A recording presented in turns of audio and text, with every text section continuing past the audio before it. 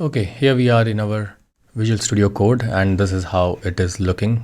I'll not spend much time on explaining the things here, but we will straight away move on to our code. So what I need to do is I need to open a folder.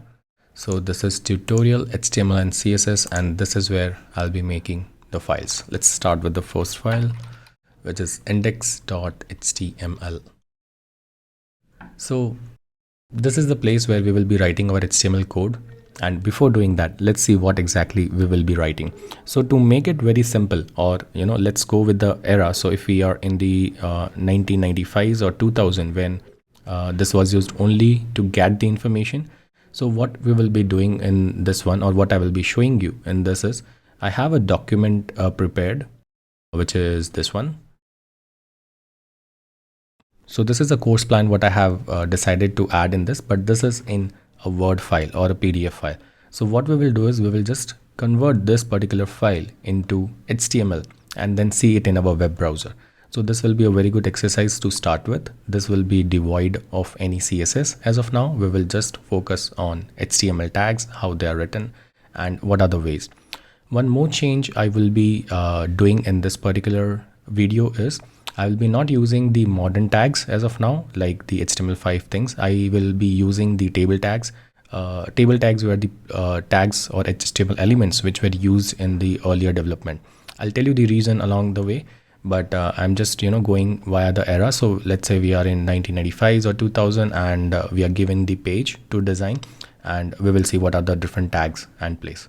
And also, as I said, you don't have to read or practice this particular one on your own. The next exercise which we'll be doing, that you can start practice along with me. Okay, so why we use the code editor, or in this particular case Visual Studio Code, is because it gives us a lot of information or a lot of tools which will help us to speed up our development. One such tool is the abbreviations. I meant abbreviation. So if you just write HTML:5, you will get the tag, the basic tag for HTML5. The very first line for any HTML document, we need to tell that what type of HTML version we will be using. And with this doc type HTML, we say that we will be using HTML5. If you have observed, we write the HTML tag with help of a open angle tag, name of the element, and then we write some attributes. So in this case, HTML is having an attribute which is lang, and we have wrote as en, which symbols English. As you say, HTML is the root element of any HTML document.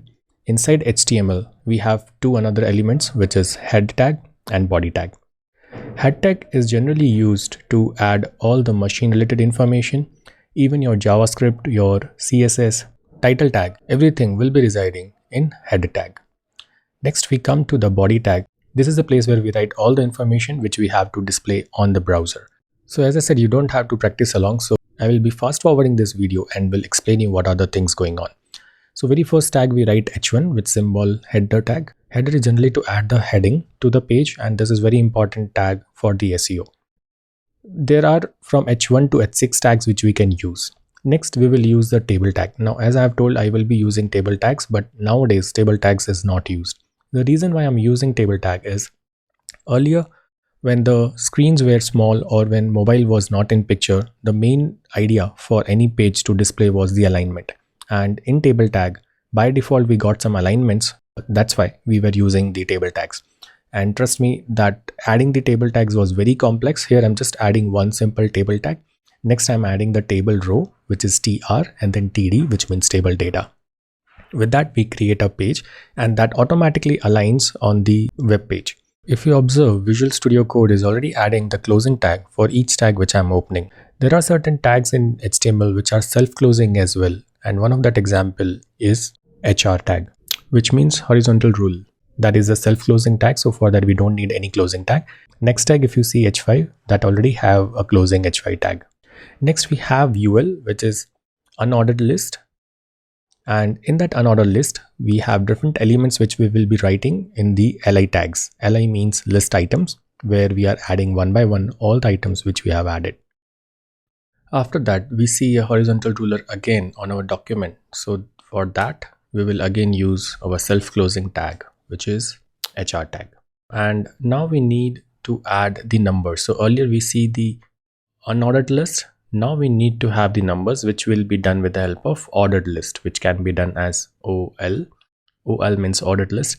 And with that, if you add the list items now, instead of that dots, we will get the numbers done automatically. Now we are very close of completing this document.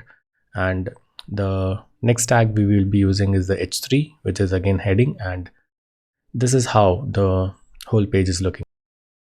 We have converted this particular document, which was in Word or PDF, into a HTML page. This is how the complete structure looks, and we have used very minimal tags in this. If you're a designer, you must have converted the PSDs or any photos into this HTML document. So basically we have to use the tags, and with that we create the pages. This was very simple, in which we haven't used any CSS. We will now see an example with the CSS. I have already explained the code along the way, but here it is again if you wish to have a quick recap. So we have used a table tag, as I have told, that will be auto aligned on the page. Earlier on the small screens, that was a very big problem. So I have used just one table tag, but earlier it was very complex to use nested tables, where we use tables inside the tables to get the format of the page right. But nowadays in HTML5, we are using div tags or another tags which are semantically added into the HTML dictionary, and with that it also gives meaning to the page. We will see that in a bit, but now we will move on to CSS.